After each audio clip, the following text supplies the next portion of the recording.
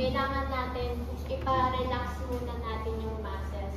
May dalawang types na techniques pwedeng gawin para ma-relax yung patient. Yung una is yung gentle rocking. So, si patient is naka-sideline position. Paharap yun. Tapos, naka-flex yung both knees. Tapos, ang gagawin mo lang dito is hawak ka dito sa may pelvis, tapos sa may shoulder. Tapos, opposite lang yung motion para ma-relax si patient. Tapos, saka ka mag-treat ng rigidity. Okay? Tapos, ganito lang. Ayan. Yan. Tapos, yung sunod is yung PNF naman para ma-promote din yung relaxation. Ang tawag dito is yung rhythmic initiation. Ginagamit din kasi yung patient or yung PD is hirap siya sa pag-initiate ng movement.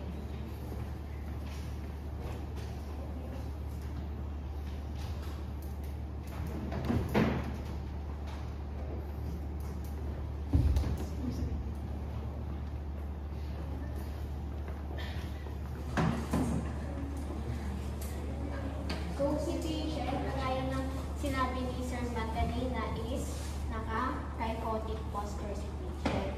Tapos, ang ipopromote natin is para ma-relax yung mga muscles. I-strengthen natin yung muscles para magkaroon ng initiation ng movement. So, ang una is nakaganto si patient. Tapos, dito flexion. Ganyan lang. Yung rhythmic initiation, meron siyang P-ROMs, A-ROMs, tapos resistive naman. So, ang una is, sa beginning phase naman is kahit P-ROMs na lang muna. Tapos, pwede natin idagdag yung breathing exercise. So, ito, P-ROMs muna. 1, 2. Tapos, para malagay natin or masama natin yung breathing exercise is pag nakaganto si patient is exhale, tapos pag ibubuga, inhale. Yan. For flexibility. Tapos, wait lang. May talaga na mamadali. Start tayo. First was relaxation. Ang ginawa niya is rocking. It's relaxation. Other terms of relaxation is you can mobilize the scapula inside lying. For the upper, so still relaxation. The key points of control, your hand placement should be the shoulder and the pelvis. Yung dinademo niya, we're not after strengthening it. We'll just after relaxation. So as part of relaxation, that's your breathing exercises. Ang ginagawa niya, sinasabay niya yung kanyang PNF technique. Paano yun? First thing, kailangan alam mo paano humawak ng extremity ng pasyente. So, tactile cues are important. Paano kayo humawak sa extremity? How do you grip the hand or the wrist of your patient? Ang hand placement mo asa ay sa wrist ng pasyente mo. So, dito siya nakahawak. Wait lang. Dito siya nakahawak. So, kapag dito ako nakahawak, you're holding as a lumbrical grip. Ibig sabihin ng lumbrical, naka-flex ka lang sa CP at sa iyong thumb, naka-opposition. Hindi mo fine-flex ang iyong eyepiece, hindi ka nagaganito. Kasi bakit? Itong area na to, maraming blood vessel. Pag masyadong mahigpit ang hawak mo, ma-restrict mo ang motion, ma-restrict mo ang blood flow. Now, in PNF exercises, it's also important that always your patient should be looking at her hand sa kamay. Kung saan pupunta ang kamay, ang ulo sumusunod. Yan ang instruction mo. So, when you move, yun. Now, ang gagawin lang natin, because we are still working on relaxation, relax lang natin ang pasyente, paghinga lang. So, when your hands in D2, extension, exhale.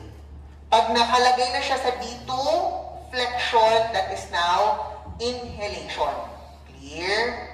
So, inhale, exhale. So, ganyan ang gagawin nyo. Now, kapag ginagalaw niyo siya, No, you give contact cueing. Kasi nga, diba, the method of PNF is cues. The method of Parkinson's, kasi this is still under the category of what? NCD. Pwede siya maging NCD later, or neurocognitive disorder. Your feedback should be constant, immediate, and constant, hindi siya, constant, immediate, and, recurrent, ulit-ulit, no? So, paano yun? O, patient, position mo na ulit. So, dito kami, patient, I want you to look at this hand. Itong kamay lang na to. So, I want you to inhale. Inhale, inhale, inhale. Exhale, exhale, exhale. Inhale, inhale, inhale. Exhale, exhale, exhale.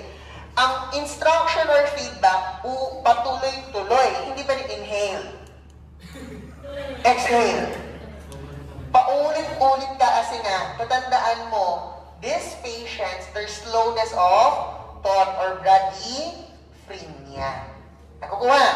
Tama yung sinabi ni Kishi. Ang ginagawa ko kasi passive lang, so I'm trying to perform the standard rhythmic initiation. Kapag sinabi rhythmic initiation, you're doing the PNF pattern, starting with passive movement, later active, assistive, progress to active, progress to resisted. No? Ang goal naman ng rhythmic ini is initiation of movement plus strengthening. Pero, ang goal ko ng oras na to is just relaxation. Kasi ang patandaan mo, before you treat your patients with Parkinson's, start first with one relaxation exercise. Tandaan yan ha.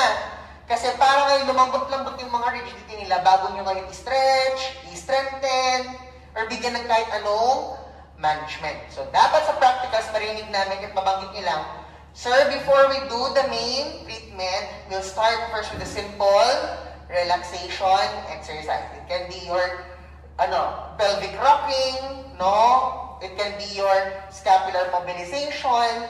It can be your breathing exercise. No? Sige, tama naman yung ginagawa niya. Mabilis na. Patuloy natin. Let's now proceed with, susunod nilang iti-demo. Sir, question. Yes. Ano po i-instruct yung Yung? Ano po i-instruct sa patient? Yung alin? Yung active assistive. Sa rhythmic initiation. Wala tayo dun eh. Relaxation pa rin yung demo natin. Let's proceed now with flexibility exercise. Dito na tayo range of motion exercise. Sige, Kishi, dahil nandiyan naman na yung pasyente mo, perform mo na yung rhythmic initiation ng chest. Okay, demo na niya. Tanong mo na agad. Yung sa PROMS, tapos na tayo sa PROMS, ARMS naman is, syempre na-instruct na natin si patient, pero ang gagawin mo naman is, patient, gusto ko habang ginagawa natin yung motion is, sasabayan mo ako or tutulungan mo ako, ha? So, yung kagaya ng sinabi ni Sir Matt is yung constant yung feedback. So, yung magiging is, yung buka, kahit ano yung magiging feedback mo. Parang feedback mo ganito. Ganyan siya. Open your hand, move up, up, up, up. Look at your hand, up, up, up, up. Good. Then go down, down, down, down, down. Close your hands, down, down, down. Ganun kayo mag-instruct sa kanya. No? Tuloy-tuloy ang verbal cue. Malakas din kapag Parkinson. Kasi bakit? Hindi para mawindang sila, no? Para magkaroon ng constant instruction. Kasi naghihinto yan kapag hindi. Nakukuha pa. Sige, bahala kayo. Slow mo kayo sa practical ninyo, ha? Sige, demo ma'am. So, yung ganun na, yung aaraw muna. So, ma'am, yung pagsabay ha, gusto ko tumulong ka. Hindi mo magpasigawan. Tapos, buka yung kamay, yung mo, tapos, iangat natin yung braso natin ha. O, sige ma'am, buka, buka, buka. Okay. Ma'am, open your hands, tapos, buka, buka, buka, buka, buka. Tapos, Ako naman, kasi nakabuka na. After instruction mo.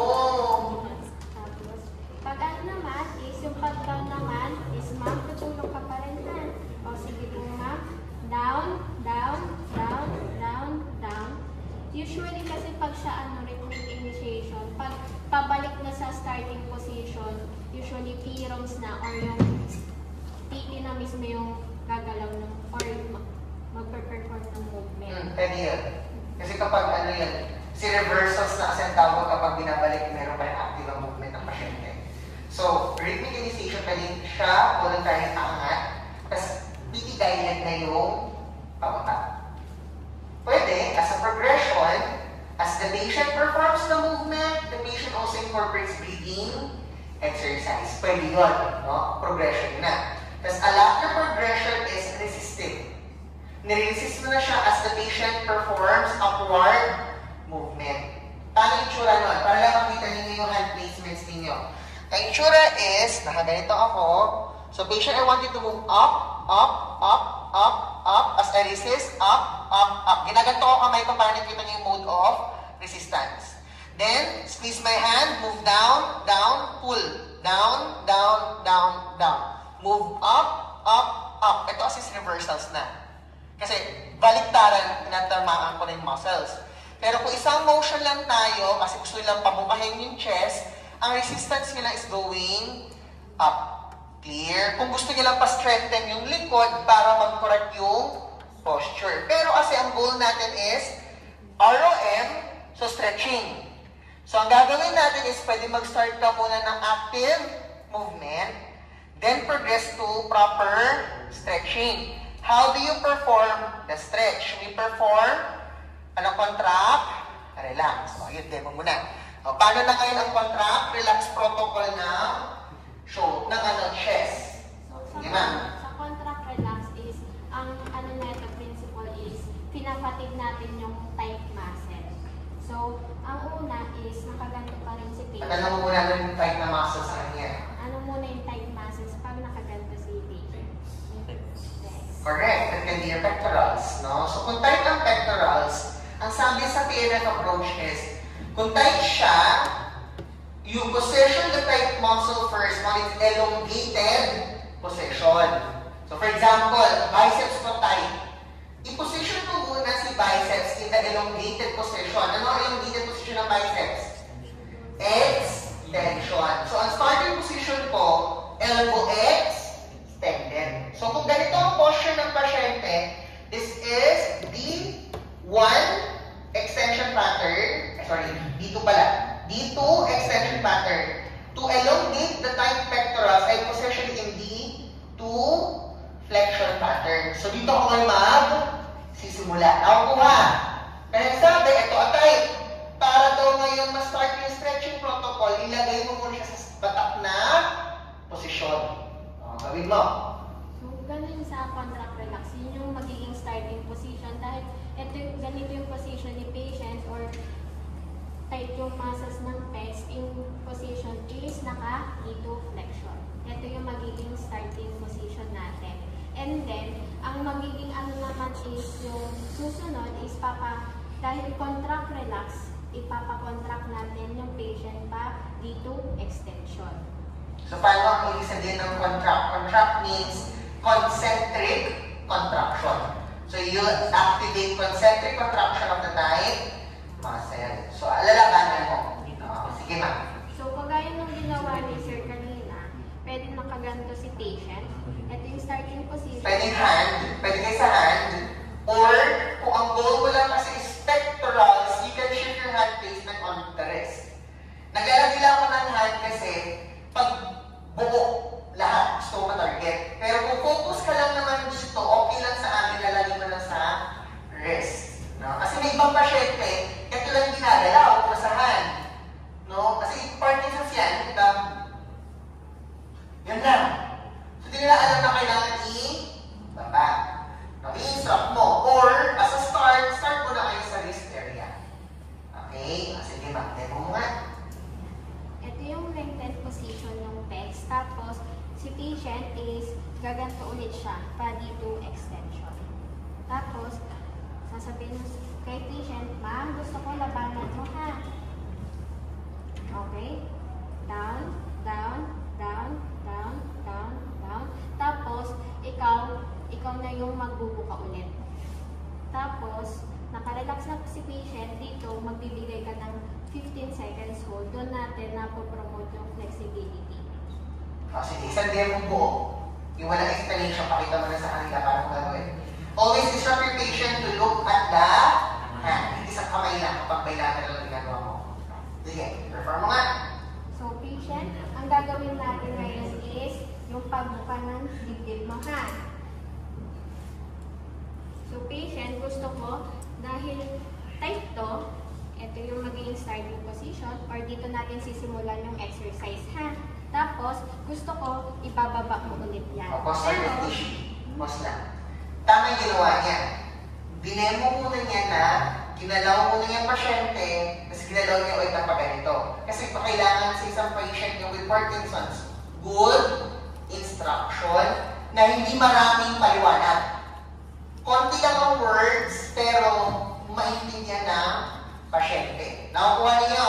Pinapaliwanag ko yung mga titignan namin sa box ninyo, ha? Yan yung mga hinahanap namin kapag ito ang case ninyo. Sige, ma'am, tuloy. Sige, ma'am. Para malaman ko, tumutulong ka o ginagawa mo yung pagbaba, is lalabanan mo, ha? Lalabanan mo yung bigat na ibibigay ko. So sige, ma'am. Baba, baba, baba, baba, baba. Okay, relax. Tapos, 1, 2, 3, to 15. Tapos, ma'am, pababa ulit tayo, ha? Lalabanan mo. Laban, laban, laban, laban, laban. Bawi. Okay. Tapos, relax tayo. Tapos, 1 to 15 ulit. Okay, you do the exercise for 10 repetitions. Na tinawag siyang contract. Relax. Pinakontract mo muna, followed by the relaxation of the muscles. Now, the same principle, ganito makinig. When you apply this to different parts of the body, for example, biceps, ganun lang din. Start with the elongated position, then resist, patient, tissue pasyente ko. Diba, biceps lang yung problema niya. So, you lengthen the muscle. Ma'am, I want you to bend your elbow as far as you can. Parang pag ganito, bend your elbow, bend, bend, bend, bend, and then relax. Stretch this for 15 seconds. That is 1 repetition. So, pwede mo yung gawin kahit sa ang parte ng katawan ng pasyente mo. Ang ginawa lang natin example is, kinombat natin with chest. No? Kasi for postural re-education as well as for excursion of the thoracic rib cage. Take note, kung ang pasyente po ba with Parkinson's, pwede din po kayo mag-perform kami ng chest expansion measurement. Yes, pwedeng mode of assessment.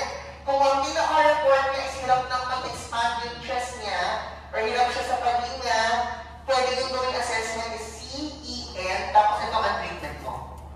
Clear? Okay. Next na tayo. Let's progress with lower extremity. Left to demo ba? Hindi. Hindi. Position nyo tayo. Ito naman. Sino dito? Sequential exercises on bed. Sige. Demo naman ni ma'am, yung susunod is sequential exercises on bed. Ito naman po yung exercise niyo if you want to train your patient for mobility, going in and out of the bed. No, ito yung first exercise mo. No, for coordination, as well as transitional exercise on bed. Sige. So, yung position ng patient, guys, is nakasupay. Tapos, para matulong mo sa patient mo is mahalaga yung external cues. So, pwede kang gumamit ng sound, clapping, counting, para malaman ng pasyente mo kung magpapalit mo siya ng position. So, yung first niya is yung patient mo is nakabend yung knees, parehas. Tapos, yung hands niya nakahawak lang sa kabilang elbow. Tapos, sasabihin mo sa patient mo na, ma'am, gusto ko po, pag tumingin po kayo sa kanan, yung tuhod niyo po pupunta ng kaliwa. So, pag po sinabi ko pong kanan yung ulo, kaliwa po yung tuhod. So, ma'am, pakanan po ng ulo. Tapos, Yung mga patient nyo guys, expect nyo na if ever medyo mabagal. So, kailangan loud, clear, and concise yung instruction ninyo ang magtuturo kayo sa pasyente ninyo. So, next is pwede kayong mag-clap. Okay, ma'am, kaliwa naman po. Okay po. Tapos, hanggang sa matutunan nyo. Tapos, after nun is yung, meron naman is yung nakasupay si patient, tapos diretso lang yung legs. Tapos, magkabila is if naka-ER yung kanan niya, naka-IR yung kaliwa. So, pwede mo ipa-position sa kanya ng ganyan. Tapos, ituturo mo na pa. Gusto ko po, pag po sinabi ko po baliktad, babalik na rin po. Pababa po ako nung kanan, paangat po nung kaliwa. So, ma'am, pabaliktad po, angat po. Ganyan. Tapos, dahan-dahan po, baliktad po ulit. Ano ba? You can do also sabihin na clapping. So, ma'am, pag clap ko, move mo. 1, 2, 3, 4, 5. Ganun siya. Hindi naman yung gano'n. Grabe naman ito. Ito rin.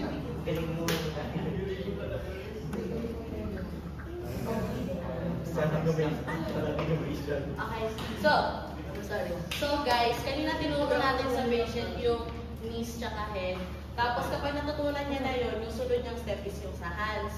Kapag kaya niya nang gawin yun, ang further progression nun is yung combination. So after nun is mapapod mo ulit yung knees kay patient. Okay ma'am, so gusto ko po ngayon, yung ginawa po natin kanina, pagsasama-samahin lang po natin, pag po pumalakpak ako, is gagawin po natin. So kanan po muna yung ulo, kaliwa ang tuhod, baliktadan. So, kanan po ulo. Ulo. Ha? Kanan ba yan? Kanan po yung ulo. Good, baliktad. Good, baliktad. Good, baliktad. Nahilo na raw siya. Parang ganyan siya. Tapos pag nasanay na siya doon na gano'n, pwede nyo na ituro yung standard na sideline, and then sideline siya. Kasi kung magtuupo siya pasitasan. Sideline, so okay. Hands muna lalagay dito. Hands lalagay doon, tapos reach towards that side to sideline. Baba ang paa, tapos prompt your hands upward para umupo. Yun. Isa-isahin mo siya. Pag nasanay na siya as sequentials and co-or, kasi para alam yung movements niya. Kaya inaaral niyo yun, tinuturo niyo yun sa kanya. Para masanay siyang gumalaw sa kama. Are we clear? Okay. Next tayo. Let's proceed with the next set of exercises. Ito, big and loud. Dito na tayo mag-sample ng big and loud. Strengthening, ma'am. Kayo? Kapag strengthening, di ba, minsan yung patient natin na bibitawan nila pag gamit tayo na yung dumbbell. So, ang option natin is, kung nabibitawan nila yung dumbbells, we can use ankle weights or wrist weights or kaya TheraBand. So, for example, gusto mo mag-promote ng elbow extension. So, you use TheraBand papunta ng knee extension, elbow extension. So, pag lower X, pwede kayong gumamit also ng ankle weights. Pero kasi, minsan, mas maganda kung TheraBand para ma-control mo yung resistance niya all throughout. Kasi pag ankle weights kasi minsan, di ba, parang hindi mo alam kung ano yung kaya nila, kung large ankle weights ba or medium ankle weights. Pero minsan, kapag initial, you can use small ankle weights, then proceed ka to medium and then large. Pero, mas maganda sana kung yung TheraBand. So, next naman po.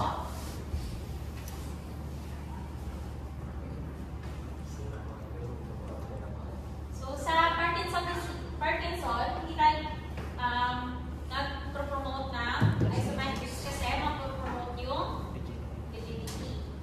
Now, again, i-reiterate yung sinabi ni ma'am.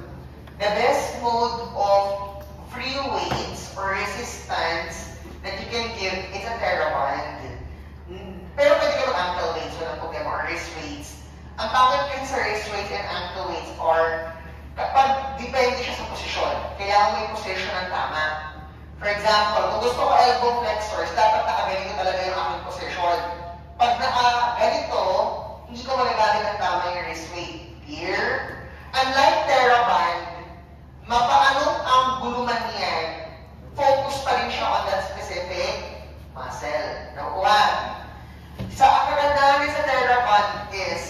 kahit maliit lang yung range na nagalaw ng pasyente, nabibigyan niya ng proper amount of resistance. Clear?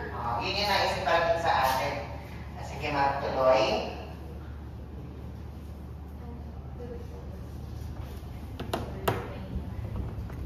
Demo mo na ito. Some resistance are Yung pelvic tilt. Posterior pelvic tilt. Yung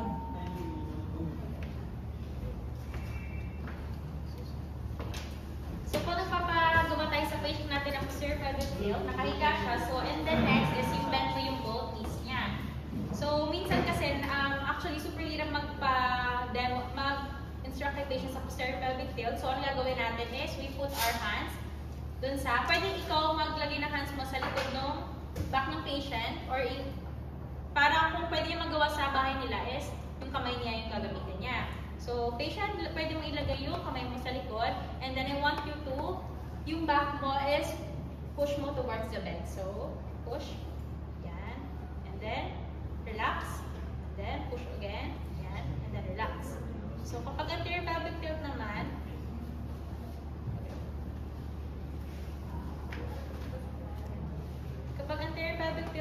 is, yung, di ba, yung posterior pelvic tilt is gaganon, and then anterior pelvic tilt is yung haharap na yung, ano ng patient, yung, dito part niya. So, pwede din tayo ng,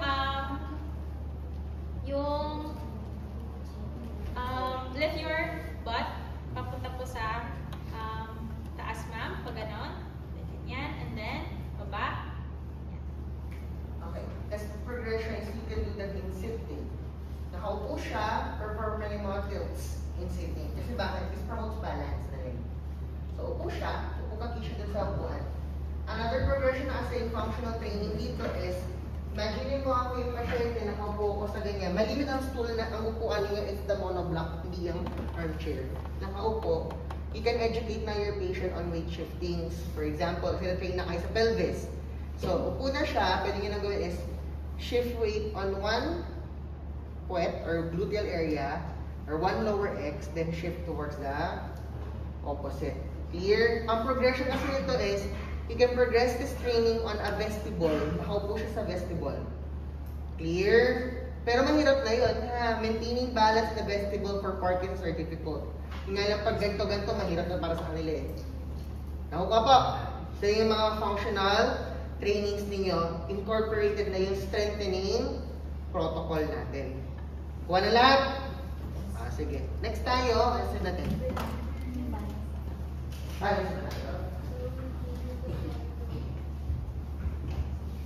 Sit to stand up. Kapag sit-to-stand naman, dito naman tayo. Tapos,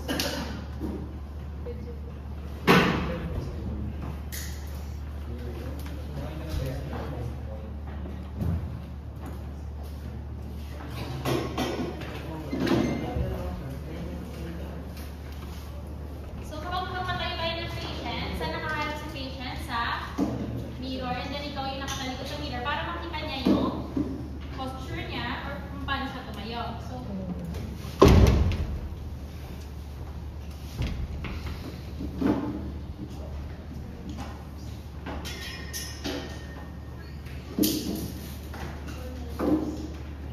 So, pwede kayong lumapit.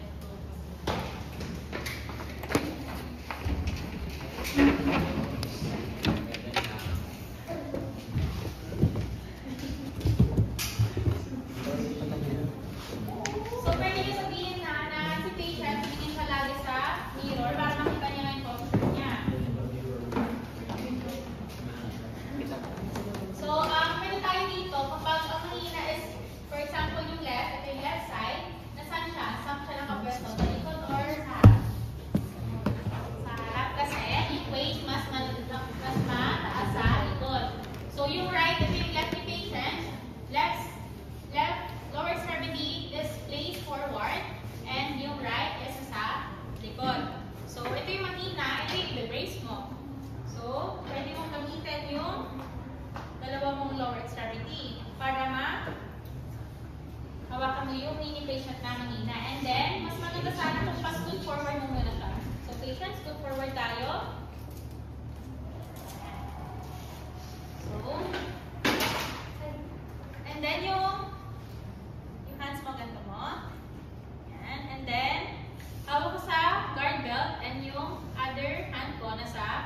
beside the patient. So, kuha muna tayo momentum natin. Rock, back and forth. So, patient, back and forth tayo.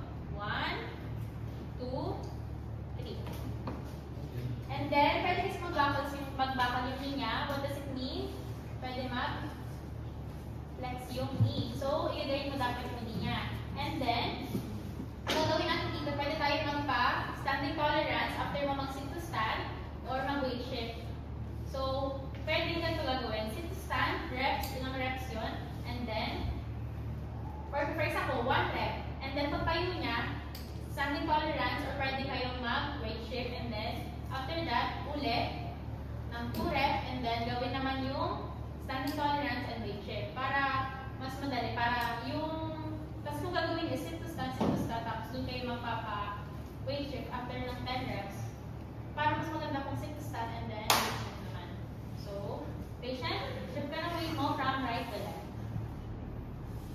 So, i-guide mo lang siya. Tapos pwede nga magbakal yung knee niya. And then, turuan mo naman siya mupo naman. So, patient, ang pagkakasunod natin is bend mo yung crack mo, hips, and then knee. Okay? Dahan-dahan.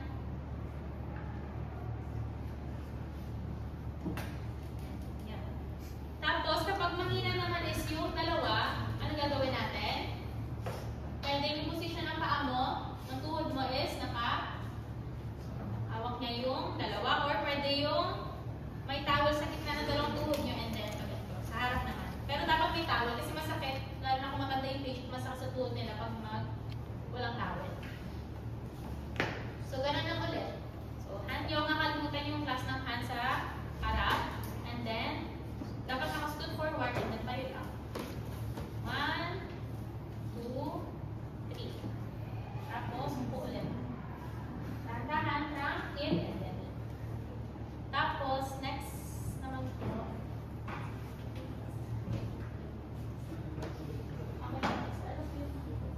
Ano tayo? Reciprocal arm swings with or reaching movements. Yung nakaupong may naabot. So, sa reaching movement naman, pwede tayo gumamit ng cones.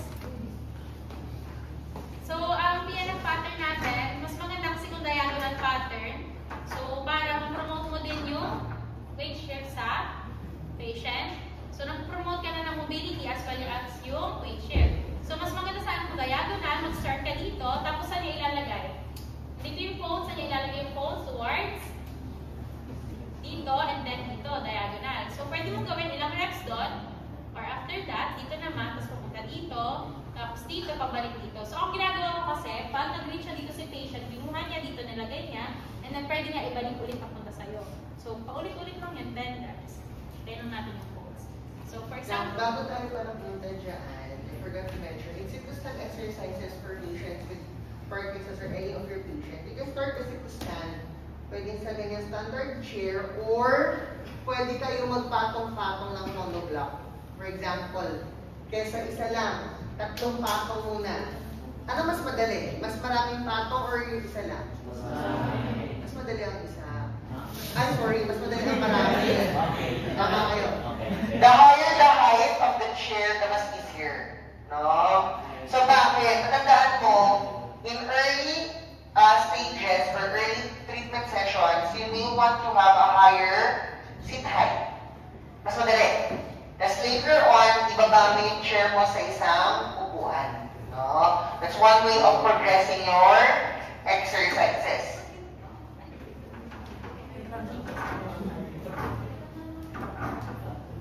Aba nag-ano din, ito pa. Pwede pa po, aside sa dyan, nakaupuas tayo na. Yung patient ninyo, pwede yung gawin yung parang bowbat approach na nakaganito. Walang problema. Pero tandaan mo kasi, sometimes our Parkinson's, kapag sobrang hina nila, you may start with utilizing their uppers na hawak sila sa parallel arm. Pero ang goal natin talaga, masusto natin na nakaganito. Others, we can do a seated wall push-up. Paano ang seated wall push-up? Nakaupo, at may pader sa harapan, nagpo-push up sila sa pader. We can also do that, no, as mode of exercises for them, for strengthening. No? Yung iba, no, mamaya, standing exercises tayo, pag pwede pa kayo dito.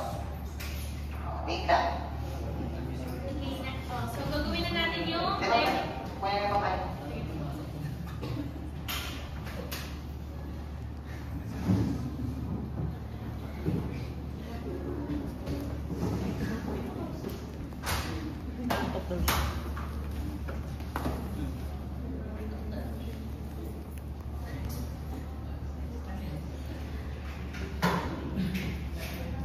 So, patient reach ka dito at nakalagay mo sa itong part. Okay, reach. Okay, dito. And then, kuha mo ulit. So, ilang rep yun? 1 rep na yun. So, ulit-ulit mo lang for 10 reps. So, pwede naman after that, dito naman. Then, kuha. Tapos, lagay dito sa right side. Okay. So, pwede naman, dapat gawin nyo ha, diagonal pattern siya para yung weight shift nga ma-promote din. So, next naman po is, Lahat tayo, ma'am. Patayin mo ang patient. meron na patay mo na. Tapos, Standing exercises, you can place cones in front or foot markers. Kasi nakatayo siya, kung kanina reaching ng uppers, kaya naman kung lowers, pinapa-step forward, step back. Or, bago mag-start yung shift weights muna tayo, tapos may marker ka sa harapan, tap, or foot placement dun sa marker back. Foot placement, then back. Or minsan, diagonal pattern, pa ganito. 1, 2. Here, makakaturo lang guarding kapag nakatayo.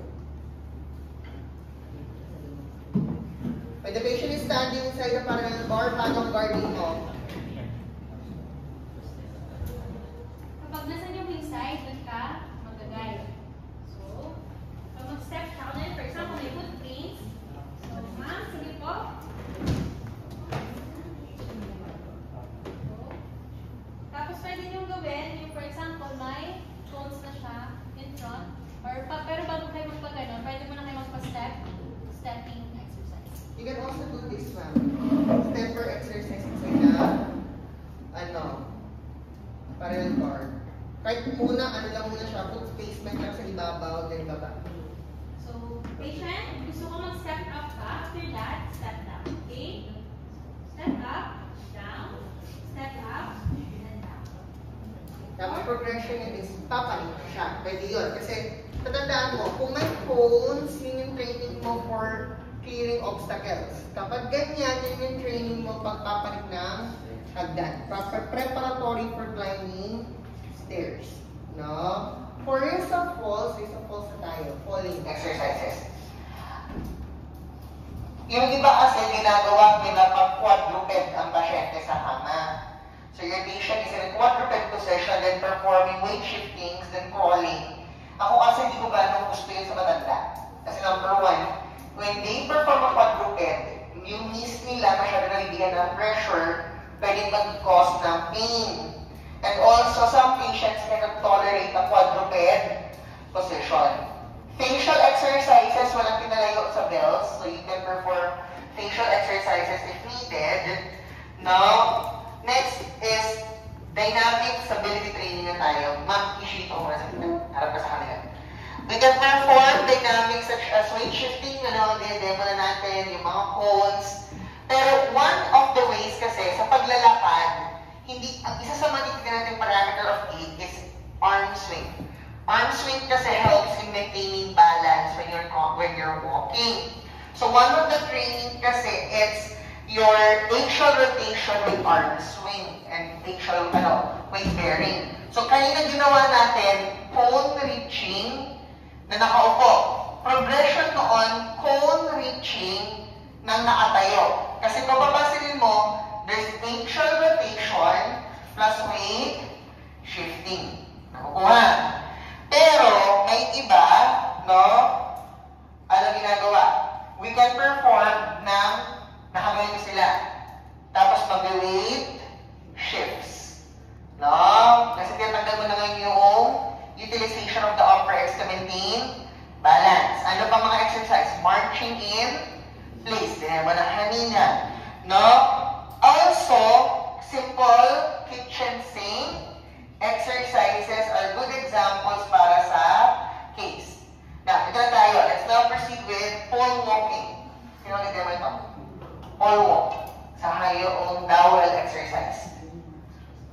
hawak ka ni patient. So, decrease kasi yung arm swing ni patient and yung also yung step and stride length. Anong pinakaiba ng step and stride? Step pag isang paa. Pag stride. Tama. So, pwedeng initially is yung gagawin is ito lang. Right? So, ma'am, ang gagawin mo muna is right. And then, left foot. Yan. Para hindi sabay. Kasi pwede tayo mag-progress na sabay si patient. So, again, ito muna po, yung hand mo muna, and then yung foot, right, left foot, and then left hand, right foot. Pwede naman next is sabay sila. So, patient, gusto ko, gawin mo naman is sabay yung right hand mo as well as yung left foot. Okay, sabay. Tapos, pwede use dito as yung, yun nga, problema sa Parkinson is yung clock. So, again. So, pag nag-clock ako, ma'am, gusto ko, mag-step ka with your left and then forward mo yung right hand.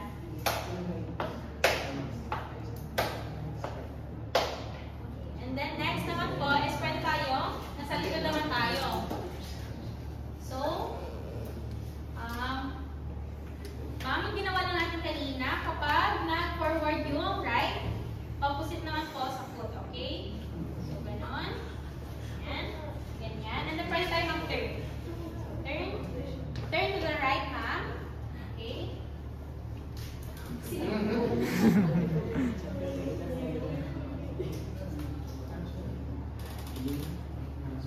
So that will be one of your exercises. Siguro, i-review ko yung article when it comes to kitchen sink. Kasi kitchen sink can be now your home exercise. So ano yung listahan ng exercise under home kitchen sink? When it comes to kitchen sinks exercise, since focus mo doon is coordination, focus mo dapat doon is hindi lang sa repetitions niya, pero sa quality of movement niya. Since focus mo doon is not only strengthening, pero balance. Initially, pwede mo siyang start na nakahawak mo na yung patient, and then progress mo siya by removing yung paghawak niya sa kitchen sink para mas ma-focus na yung stability, ma-focus yung balance niya independently. So, simple na start lang siya, i-release lang yung toes, focus, i-hold down ng 3 to 5 seconds, and then slowly ilo-lower. Then after nun, heel raise lang, both, and then seconds, 3 to 5 seconds out, and then mabagal ilo-lower. Yun yung focus doon. When it comes to lowering, wag hayaan na bigla na lang tumampas yung paa ng patient. And then another is partial squats or mini squats. Itutubi lang ng konti by 45 degrees, hold yun, and then return to standing. Then after nun is swing. Then after nun is for pagilid naman, hip abduction, tapos alternating lang. Then lastly, another then is marching in place. Standard marching in place lang, pwedeng seconds yung maging pagbilang doon. And then lastly is backwards. Gagalaw lang, hip extension lang. And then alternating lang, and then ayun ang kitchen sink. Progress nyo na lang siya, magbabawa siya ng pag-rely dito sa paghawak.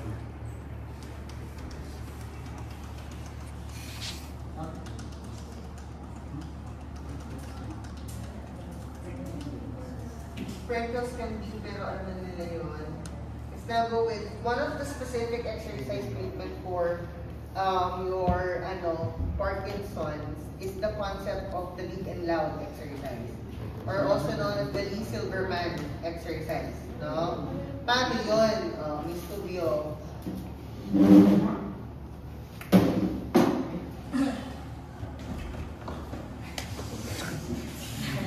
So guys, kung magpapagawa kayo na big and loud sa patient ko, tulad nga ng pangalan niya, big and loud. So big yung movements na papagawa mo sa patient. So i-inform mo yung patient beforehand na abutin niya yung pinaka-maximum na kaya niya i-abot.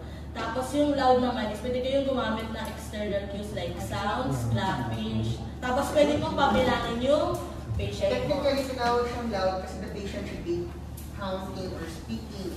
Kasi, take note, in Parkinson's, not only the skeletal muscles are affected, but also the muscles of your Deglutition and vocal cord. Kaya para hindi sila maging mute, they need to also speak. Kaya kailangan nila loud. Aside from counting lang. Or kaya magbibilang. Pati pasyente. Tuloy. So, yung una niya is yung floor to ceiling. So, una is, sabihin mo sa patient mo na both hands forward, tapos baba, Mabuka ka. Buka. Ah. Buka ka. Huwag ka mag-ano. Sorry. Okay, so forward, baba, papuntang ceiling, baba sa thighs. So, pwede rin, maganda rin yung tactile cues and yung auditory cues ng pagbaba niya ng hand niya sa thighs niya. So, forward, baba, angat, angat, angat sa ceiling, papuntang hita, baba. So, baba, forward, papuntang ceiling, angat, baba, good. Pag kaya nyo na gawin nyo, sunod dun is yung side to side. So, yung patient mo is, same side ng body. So, left upper X, left lower X. Release niya yung magkabilang side. So, opposite, pwede nyo siya ipa-hold, pwede nyo ipa-ganito. Parang, reach forward, reach forward, reach forward, dahan-dahan balik, tayo sa gitna. Isa pa, reach forward, reach forward, reach forward. Tapos, pwede din sa kabila. Tapos, after nun is yung forward, step, and reach. If yung patient nyo is hindi niya kayang tumayo, medyo mahina yung lowers niya, pwede siyang gawin ng nakaupo. So, pag nakaupo is yung para siyang mag-forward lang, tapos reach lang yung gilid. Forward, reach sa gilid. Pwede mabilangin 1, 2, 3, 4, 5. Dahan-dahan. Isa pa. 1, 2, 3, 4, 5. Tapos, pwede nyo siya magawa sa nakatayo. Yung BN tendency is pwede magawa sa nakaupo at nakatayo. If medyo earlier pa yung stages niya, hindi pa masyadong mahina yung pasyente, kaya niyang gawin ng nakatayo. Pero if ever na medyo mahina-hina na late stages, nakaupo na lang. So, forward lang step, tapos reach, forward, 1, 2, 3, 4, 5. Balik tayo sa gitna, isa pa. 1, 2, 3, 4, 5. Tapos meron siya nung sideways, step and reach. So, pa-side naman. Tapos, tingnan kami yung kamay niya ha, pag nag-exercise. So, 1, 2, 3, 4, 5. Balik tayo sa gitna. Isa pa. 1, 2, 3, 4, 5. Tapos, meron siya nung backward step and reach. So, pag ganito naman siya, forward niyo yung trunk. Tapos, papabot niyo yung likod. So, 1, 2, 3, 4, 5. Usually, progressive with count. So, technically, magsimula ka lang sa movement. 1, 2, 3, 4, 5, 6. Okay, let's go. Pwede lang siyang bitin loud. Let's kung may count tayo. 1, 2, 3, 4, 5. 1, 2, 3, 4, 5. Nakukuha. Same in sitting. Kung nakaupo si pasyente, kung gano'n siya. 1, 2, step back, 3, 4. Ganun lang siya. No? Emphasis on large movement is important sa totoong buhay yan. Kung ganito ka gumalaw sa kanila. Ganun lang yun. Kaya pinapakita mo sa kanila large movement para kahit paano magbigay na yung largest or large amplitude of movement possible. Here, kailangan yung rotation. Papasilin mo sa lahat ng exercise ng Parkinson's, always incorporate trunk-hall rotation kasi yun na nawawala sa kanila. Nawawala ang trunk movements. Clear? Meron ba naman? Dalawa pa po. Yung forward, rock and reach. So, pag may rock, pwede mo pa ganito. Tapos parang ipapa-forward mo lang ganito. Parang may rock na siyang ganyan. Tapos yung last na is yung sideways rock and reach. So, pa-sideways lang. Ganito siya. 1, 2, 1 motion lang. Ito mag-alternate sa Parkinson's nandito yan. So, correct. Ito starting position. 1, 2, 3, 4. Yan na. Tapos kung sideways na. 1, 2. Ganun lang siya. Nakuha po. Meron kayong walking. Anong walking na nabigyan lang? 1, 2, 3, 4. Malaki ang motion. Nakuha. Hindi pa nga nag-stomp ng feet eh. 1, 2, 3, 4. Ganun kayo gagala kung magbibigyan lang kayo. Nakuha. Okay. Questions under Parkinson's? Wala. So, I'm expecting next week, practicals tayo ng Parkinson's. You also have a quiz under Parkinson's. Let's have a break. You'll have your practicals on MSE at 10:30. Sir, question.